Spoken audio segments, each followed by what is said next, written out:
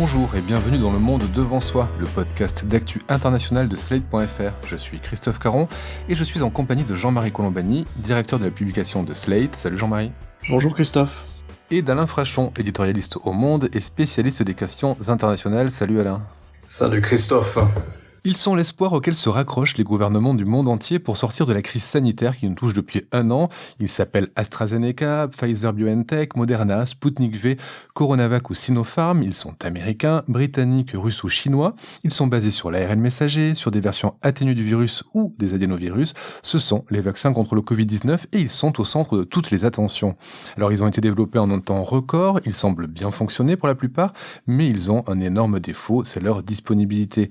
Car ce n'est pas tout de mettre un vaccin au point, il faut aussi le produire et surtout le distribuer.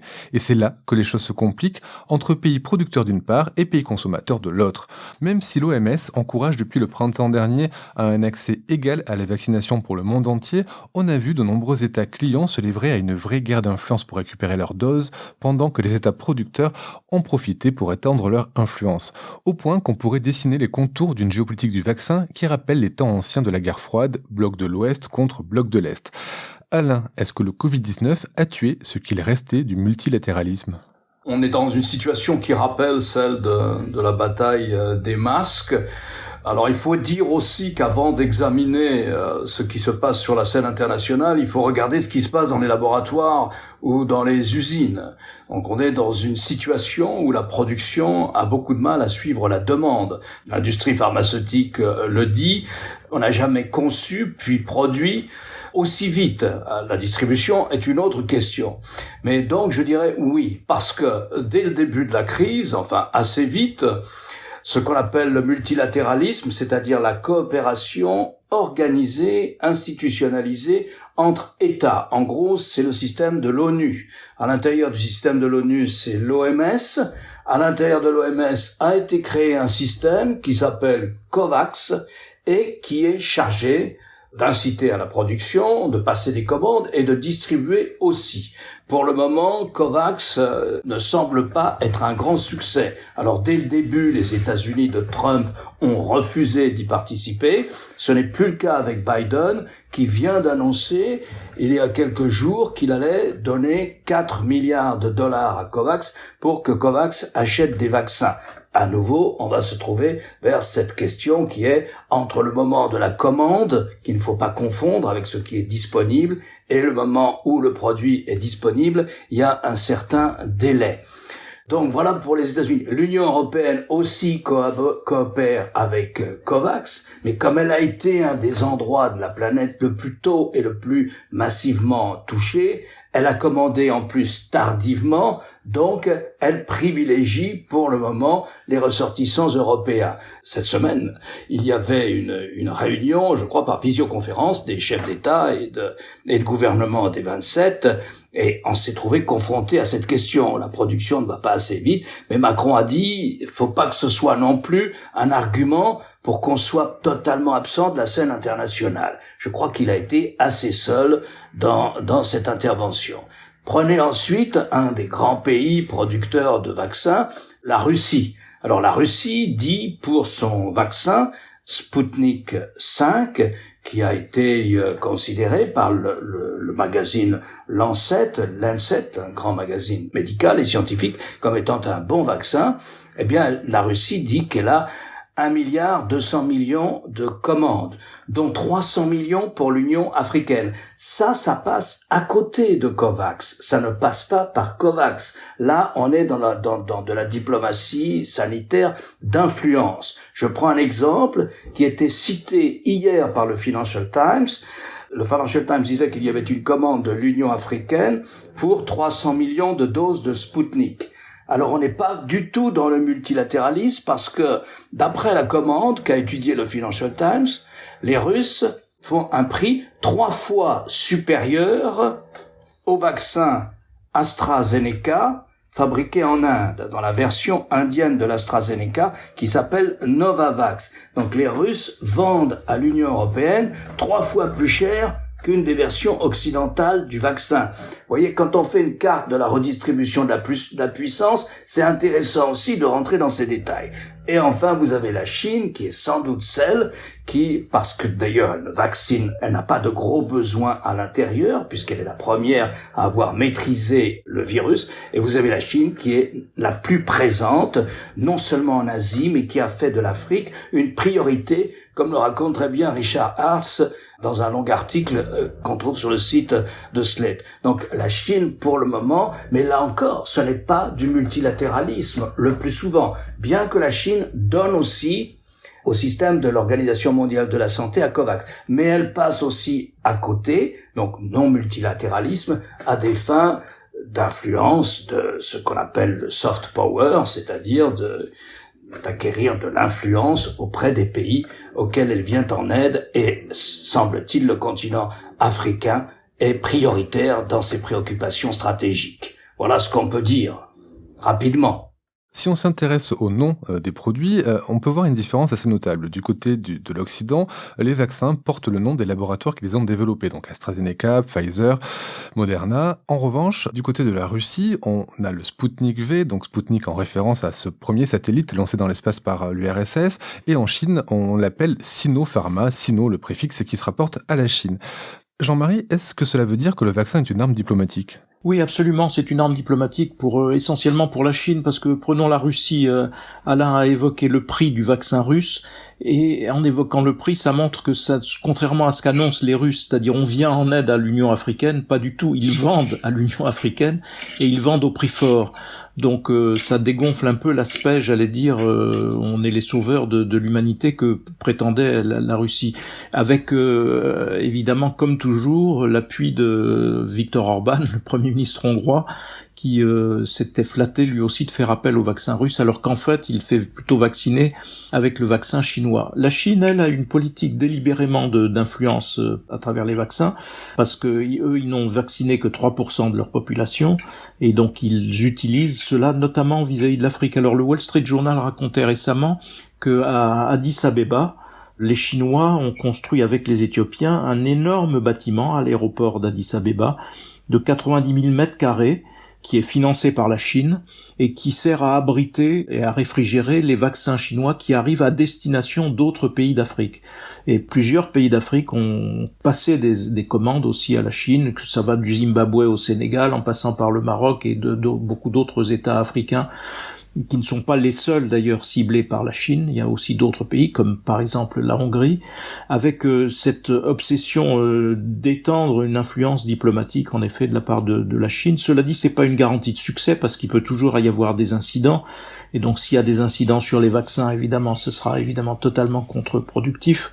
Puis c'est aussi, mais c'est néanmoins à travers le parcours de la route de la soie, une façon pour les Chinois de conforter ce qu'ils ont essayé de faire à travers les routes de la soie, c'est-à-dire des investissements massifs qui vont de centrales hydrauliques à l'extraction minière en passant par les routes et ainsi de suite. Ce qu'on observe, c'est que très souvent, une fois que les États ont conclu comme ça des accords avec la Chine, eh bien, ils sont plus sensibles aux intérêts et aux arguments de la diplomatie chinoise lorsque la Chine met en avant tel ou tel sujet. Donc c'est très clairement un instrument de la diplomatie chinoise aujourd'hui.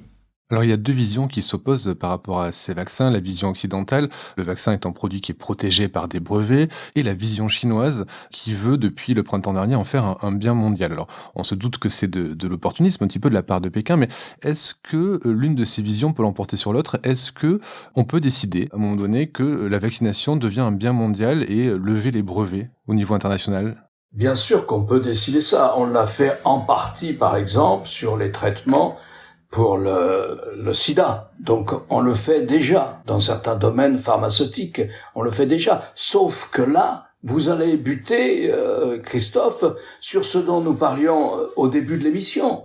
C'est-à-dire que le vaccin ne devient un bien public que le jour où, si vous en consommez un, vous ne privez pas une deuxième personne du vaccin. Aujourd'hui, on est dans cette situation. Si vous prenez le vaccin, eh bien, il n'est pas disponible pour une deuxième personne. Telle est la situation de la production. On n'est pas encore en situation de dire le vaccin est un bien public, nous en avons suffisamment pour l'ensemble des les 5 ou 6 milliards de personnes qu'il faut vacciner, puisque je pense qu'on enlève les enfants, par exemple. Je ne sais pas combien de milliards il y a exactement de personnes à vacciner, mais sans doute 4 à 5 milliards de personnes, mais on n'est pas encore en situation de dire cela. Cela dit, on l'a déjà fait, et je crois même que la plupart des pays se sont engagés, au moins rhétoriquement, à ce que le vaccin soit considéré comme un bien public. Mais on vient de parler d'exemples où, alors c'est pas une question de brevet ni de licence là. Lorsqu'une organisation internationale régionale achète des vaccins, eh bien elle les paye. Alors est-ce qu'un bien public aussi est payant? Comment on le tarife? Quel est le système de tarification? Donc c'est pas aussi simple que de dire ça devrait être un bien public gratuit. On n'en est pas encore là en tout état de cause. Mais du coup, ça serait cette question de difficulté de production qui expliquerait par exemple que les pays européens boudent les vaccins chinois et russes, ou est-ce que c'est plutôt un problème de validation scientifique ou tout simplement une question de principe? Non, c'est une question de validation scientifique, puisque les Européens ont toujours dit qu'ils se pencheraient.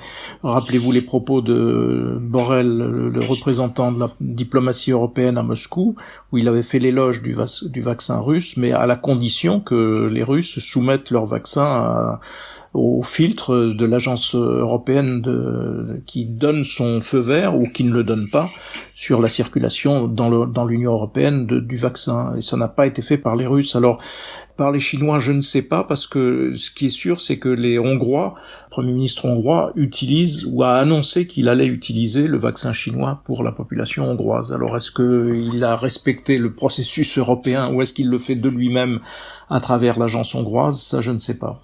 Les États-Unis ont été les premiers à mettre au point leur vaccin, le vaccin Pfizer. Pourtant, là-bas, la couverture vaccinale est toujours relativement faible, seulement 20% du pays. Pays qui n'en finit pas de compter ses morts, on en a dénombré 500 000 cette semaine. Comment expliquer ce paradoxe, Jean-Marie ? Écoutez, vous allez me dire que je suis désormais complètement intoxiqué par la presse conservatrice américaine, mais je vais encore citer le Wall Street Journal, parce que le Wall Street commençait récemment un article de façon très éclairante, qui consistait à dire que la mise au point éclair des vaccins avait été un triomphe pour les États-Unis.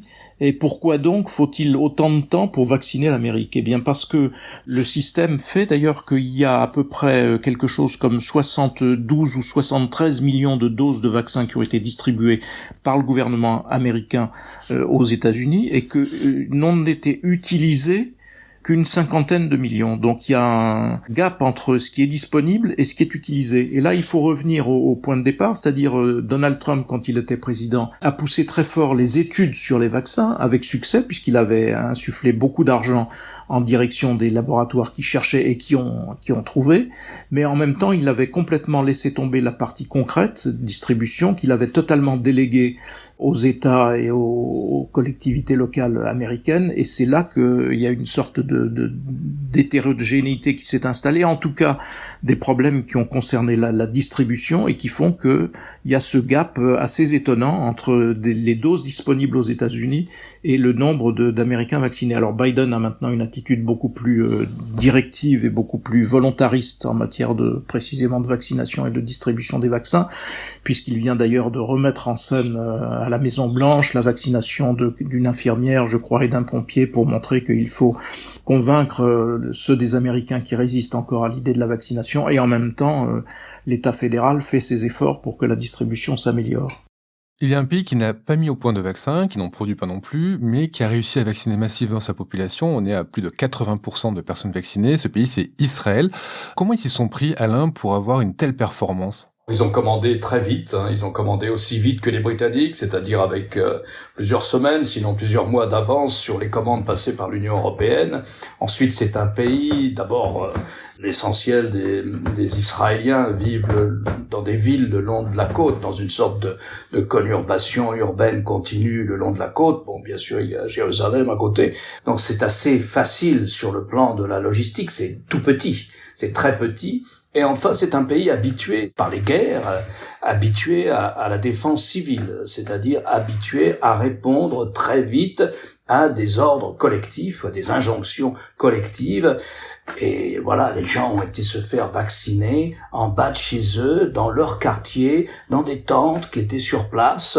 Ils présentaient leur carte d'identité et ils se faisaient vacciner. Ça ne veut pas dire qu'il n'y a pas eu de problème, mais ils ont été vaccinés, je crois, à plus de 90%, enfin, avec un résultat immédiat qui a été une baisse corrélative, mais mécanique, automatique, du nombre de gens hospitalisés.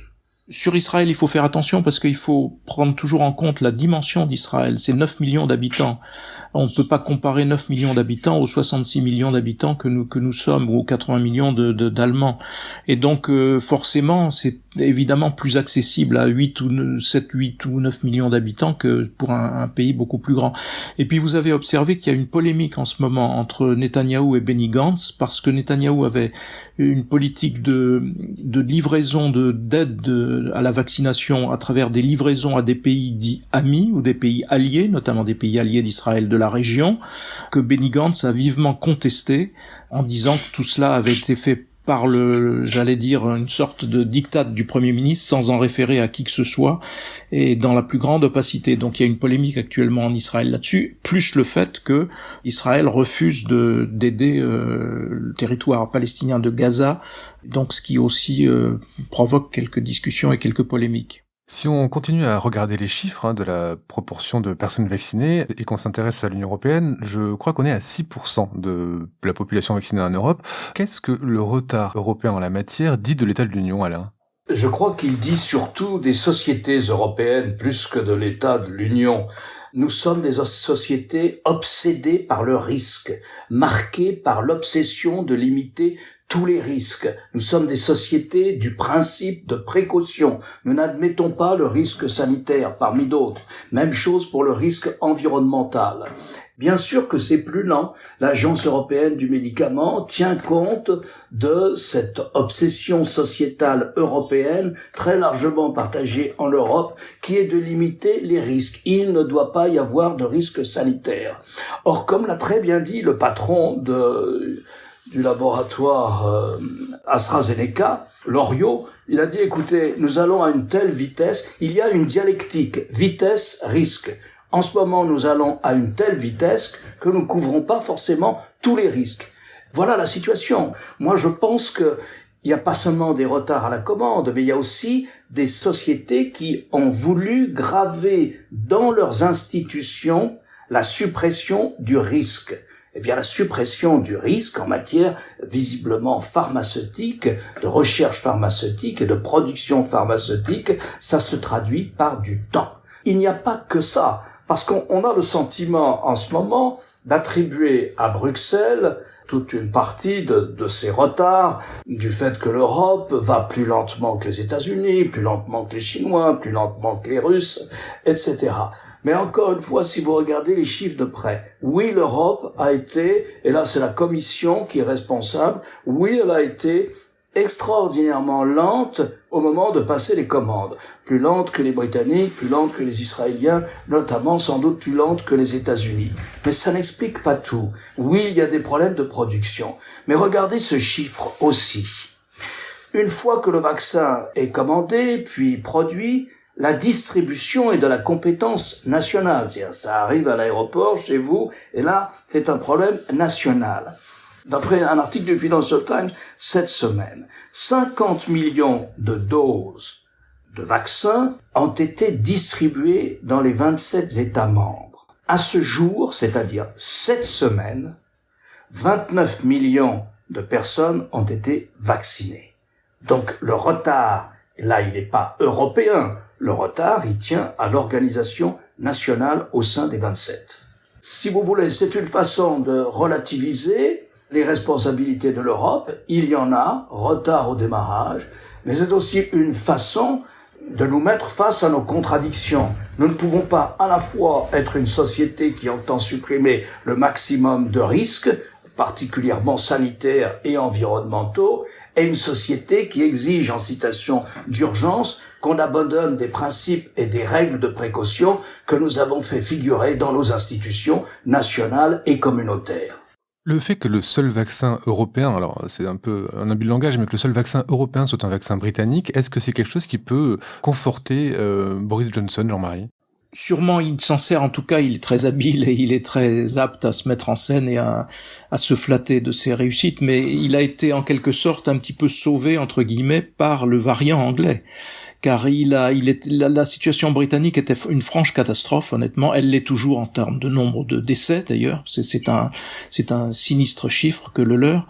Et qui a été masqué par l'arrivée du variant qui a permis à Boris Johnson de dire c'est un variant plus dangereux, plus mortel que le précédent, alors que il n'avait pas pris les mesures suffisantes, peut-être à temps. Alors il les a pris maintenant, ils sont dans un confinement dur, et le couplage confinement dur et long et vaccination de masse est un couple qui a l'air de bien fonctionner puisque le nombre de morts recule et surtout le nombre de cas de contamination recule aussi très très fortement. Donc ils sont sur la bonne pente et ils semblent toucher au but. Mais après beaucoup d'hésitations, beaucoup de tergiversations et beaucoup de marches et de contre-marches qui ont abouti quand même à des chiffres assez catastrophiques. Et par ailleurs, quand on dit, on donne l'Angleterre en exemple, et ce couple-là, il faut l'avoir en tête parce que c'est apparemment ce qui est aujourd'hui le plus efficace. Mais néanmoins, on dit il y a 15 millions de personnes vaccinées en Grande-Bretagne. Non. Il y a 15 millions de personnes qui ont reçu une dose. Puisqu'ils ne donnent à ce stade qu'une dose, ils ont décalé la deuxième dose. Donc il y a beaucoup moins de personnes vaccinées qu'on pourrait le penser. En revanche, il y a beaucoup de gens qui ont eu une seule dose. Donc il faut faire attention aussi quand on met les chiffres en comparatif. Sachant que la tendance serait maintenant de passer à 3 doses pour lutter justement contre les variants multiples qui apparaissent ici et là. Alors quand on prend la liste des premiers pays à avoir réussi à mettre au point des vaccins, on trouve 4 des 5 membres permanents du Conseil de sécurité à l'ONU, c'est probablement un hasard, USA, Russie, Chine et Royaume-Uni. Et il manque un de ces membres, c'est nous, la France. On avait commencé, comme les autres, à mettre au point un vaccin avec Sanofi, avec l'Institut Pasteur, des projets qui ont pris du retard pour certains ou d'autres qui ont été annulés, je pense à Pasteur. Comment expliquer cette défaite française pour l'instant? Il y a sûrement des raisons de politique industrielle qui expliquent tel ou tel choix et qui font que la France est le seul des 5 membres permanents du Conseil de sécurité de l'ONU, de ces 5 puissances nucléaires, à n'être pas capable de produire un vaccin. Peu importe, la situation est celle que vous décrivez. La question que vous posez, c'est celle-là que retiendront les opinions publiques ou les gens qui cherchent à mesurer l'importance stratégique d'un pays. C'est un coup porté à la France. Alors c'est pas forcément la responsabilité de la majorité politique du moment, parce que cette responsabilité-là, elle s'étale sur 10, 15 ou 20 ans. Mais je lis de manière régulière les livres blancs sur la défense qui sont publiés, un tous les 3 ans peut-être, quelquefois plus d'ailleurs, quelquefois même le rythme est supérieur. Ce sont des livres qui énumèrent les dangers auxquels la France peut être raisonnablement menacée. Ce sont des livres rédigés par un comité avec le ministère de la Défense, le ministère des Affaires étrangères, le ministère de l'Industrie, plusieurs ministères. On pointe comme ça les dangers militaires qui pèsent sur la France, les dangers extérieurs qui pèsent sur la France, pas seulement militaires au sens danger venant d'un pays qui nous agresserait. Parmi tous ces dangers, dans tous les livres blancs, on mentionne le risque épidémique, le risque d'une pandémie régionale ou mondiale. Donc on savait que c'était une possibilité, on savait que c'était un risque. Est-ce que l'appareil productif et scientifique français s'est mis, privé et public, s'est mis en ordre de bataille? Oui ou non, je n'en sais rien. Visiblement, non. Alors peut-être est-il prêt pour une autre situation qui là laisserait de côté d'autres membres du Conseil de sécurité de l'ONU. Mais en termes d'image, en termes de poids symbolique sur la puissance d'un pays, je pense que cela fera partie de l'héritage du Covid.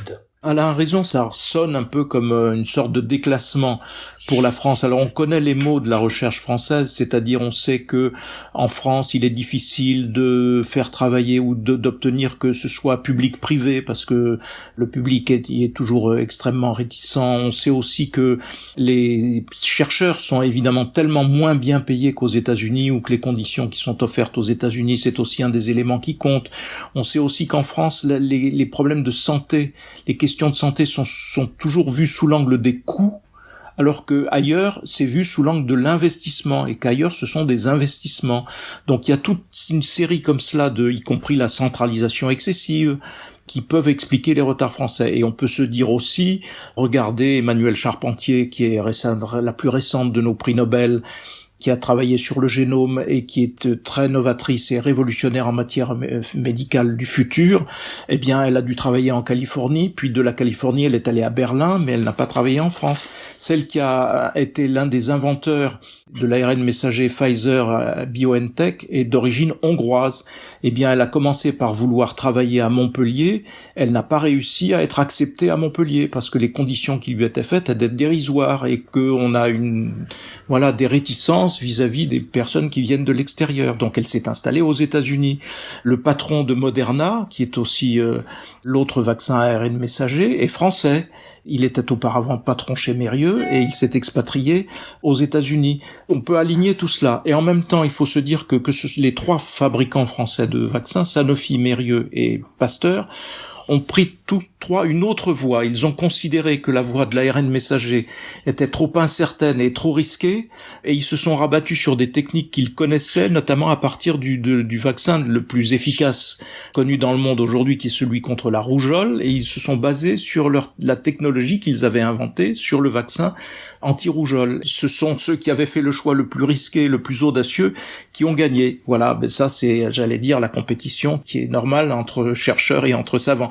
Ça ne veut pas dire, à mon avis, que la France disparaît du paysage. Regardez, aujourd'hui, on est en train d'expérimenter un traitement qui, j'espère, sera efficace, qui est un traitement à base d'interférons et qui est une invention du professeur Casanova. Le professeur Casanova est un bon exemple parce que c'est un de nos grands chercheurs en matière de génétique et qui a réussi à être à la fois patron d'un institut en France, à l'hôpital Necker, d'une part, et à l'Institut Rockefeller, dont il est le directeur aux États-Unis.